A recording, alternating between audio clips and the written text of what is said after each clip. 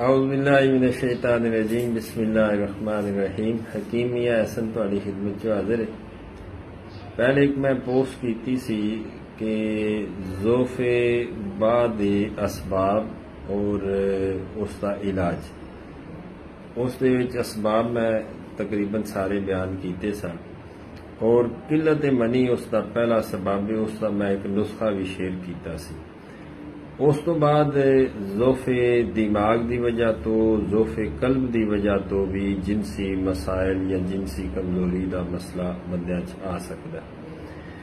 मैं कल भी अर्ज किया सी कि बिना किसी तशखीस तो ना तुसी किसी को इलाज करवाओ और ना ही तुसी जब तक तुहाडी तसल्ली ना हो जाए कि मैनू मरज की है, उस टाइम तक चाहे वह तबीब है, हकीम है, डॉक्टर है, उसके कोलों ट्रीटमेंट ना करवाओ जब तक तुहानू या तुहाडे डॉक्टर नो या तुहाडे तबीब नो समझ ना आ जाए कि मरज किथे वे और मरज की है, उसके मुताबिक इलाज ना करे। उस वक्त तक तुसी इलाज तो अवॉइड करो बजाय इस फायदे दे फिर तुहानू इसका नुकसान होगा।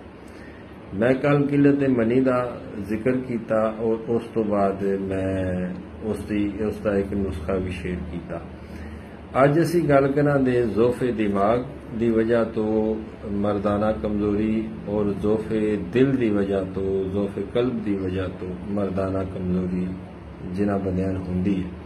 और इस सब तो जिहड़े पहलियां तीन चार पंज असबाब ने, ज़ोफ़ जिगर, ज़ोफ़ मेदा, ज़ोफ़ कल्ब, ज़ोफ़ दिमाग या किल्लत मनी, और ये पांच छे जिहड़े असबाब ने ये सब तो वड्डे मेन असबाब ने और इन्हां दे विचों ही अक्सर औकात बल्कि 90% बंदियां इन्हां दे विचों किसी एक सबब तो या दो तीन असबाब भी इकट्ठे हो सकते ने जिनसी कमजोरी दे।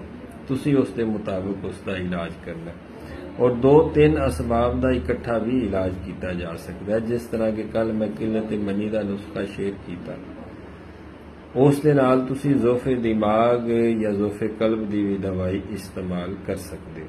हाँ, ज़ोफ़ जिगर होवे या ज़ोफ़े मेदा होवे तो ज़ोफ़े जिगर ते मेदे दे तुसी इकट्ठी यूज कर सकते हो। उस दे नाल तुसी किल्लत मनी या दिमागी कमजोरी की दवाई तो अवॉइड करो दे जब तक तुहाडा मेदा जिगर ठीक ना हो।